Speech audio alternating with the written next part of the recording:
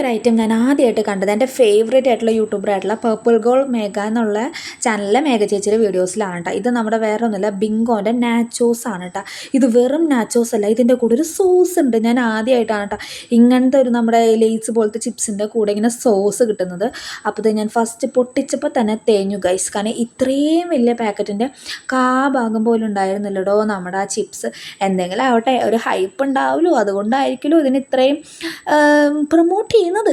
വേറെ അല്ല, ഞാൻ തന്നെയാണ് പ്രൊമോട്ട് ചെയ്യുന്നത്. അപ്പോൾ ഞാൻ ആദ്യം തന്നെ ആ ചിപ്സ് ഇതേ ചുമ്മാ കഴിച്ച് നോക്കി. അപ്പോൾ അതിൻ്റെ ടേസ്റ്റ് എനിക്ക് അത്രയ്ക്ക് അങ്ങോട്ട് പിടിച്ചില്ല. അവിടെ വേറെ ഫ്ലേവർ ഉണ്ടായിരുന്നു, അത് മേടിച്ചാൽ മതി എന്ന് എനിക്കൊരു നിമിഷം തോന്നി.